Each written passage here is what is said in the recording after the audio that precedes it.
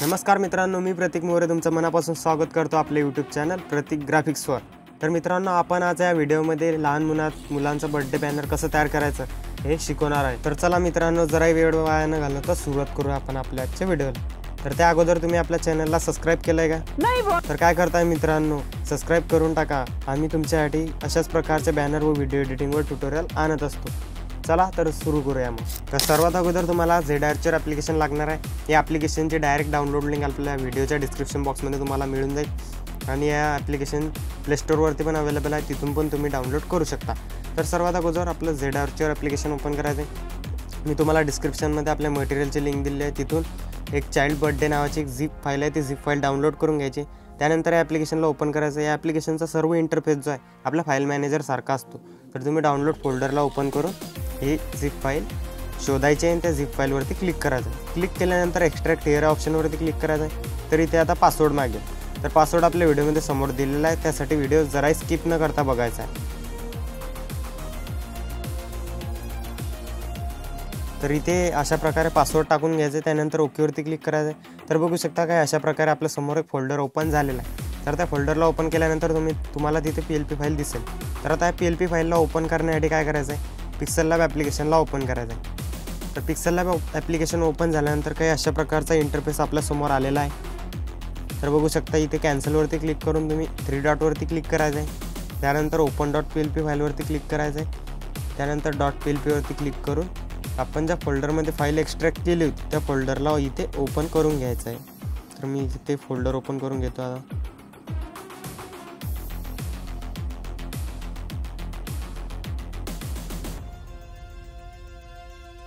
तर बघू शकता काय अशा प्रकारचा इंटरफेस आपल्यासमोर आलेला आहे फोल्डर ओपन झाल्यानंतर।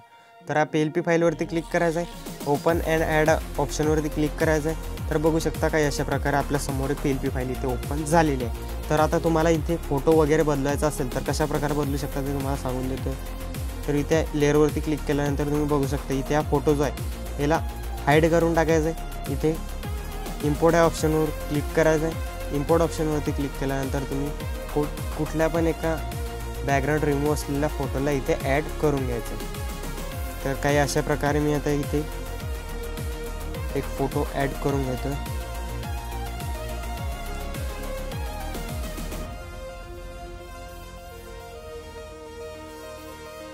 ओके, तर बघू शकता काय अशा प्रकारे फोटो ॲड करायचा आहे। त्यानंतर काही वॉटरमार्क वगैरे असेल तर ते क्रॉप करून घ्यायचे, अशा प्रकारे ॲडजस्ट करायचं आहे। आणि या लेअरच्या इथे डॉट दिसतं, या डॉटवरती क्लिक करून असे खाली घेऊन यायचे लेअरला। तर आपण जी लेअर हाईड केली होती त्या लेअरच्या ठिकाणी आणून सोडून द्यायचं आहे। तर बघू शकता काय अशा प्रकारे तुम्ही जसं ॲडजस्ट करायचं असेल ते ॲडजस्ट करू शकता, किंवा इथे पोझिशन नावाचा ऑप्शन आहे, इथून पण तुम्ही पिक्सलमध्ये ॲडजस्ट करू शकता। ओके, तर आता इथे नाव चेंज करायचं असेल तर काय करायचं, तर बघू शकता नाव चेंज करायचं तर हे लेअर काही वेगळ्याच प्रकारे आपण दिलेलं आहे। तर इथे काय करायचं, तुम्हाला इंडियन फोन कन्व्हर्टर नावाचं ॲप्लिकेशन आहे। या ॲप्लिकेशनची पण डायरेक्ट डाउनलोड लिंक तुम्हाला या व्हिडिओच्या डिस्क्रिप्शन बॉक्समध्ये मिळून जाईल। या ॲप्लिकेशनला ओपन करून घ्यायचं आहे। तर ॲप्लिकेशन ओपन होत आहे। तर बघू शकता ॲप्लिकेशन ओपन झाल्यानंतर काही अशा प्रकारचा इंटरफेस आपल्यासमोर आलेला आहे। तर इथे AMS इंडिया फोनवरती क्लिक करायचं आहे। इथे क्लिक केल्यानंतर तुम्ही काही पण नाव टाईप करू शकता। तर मी फॉर एक्झाम्पल इथे पवन टाईप करून घेते। ओके, तर त्यानंतर इथे युनिकोड टू AMS वरती क्लिक करायचं आणि इथून कॉपी करून घ्यायचं। त्यानंतर कॉपी केल्यानंतर आपल्या पिक्सेल लॅब ॲप्लिकेशनला ओपन करायचं आहे। इथे एडिट ऑप्शनवरती क्लिक करून हे आपलं जे अगोदरचा टेक्स्ट होतो त्या जागी इथे पेस्ट करून टाकायचं। तर बघू शकता काय अशा प्रकारे तुम्ही साईड्स वगैरे ॲडजस्ट करून अशा प्रकारे इथे सेट करू शकता।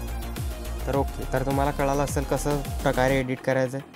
आणि या PLP फाईल आपल्या डिस्क्रिप्शन बॉक्समध्ये मिळेल। इथे तुम्ही बर्थ डेट पण चेंज करू शकता, इथे काही पण टाकू शकता इकडं काय अशा प्रकारे तुम्ही एडिट करू शकता।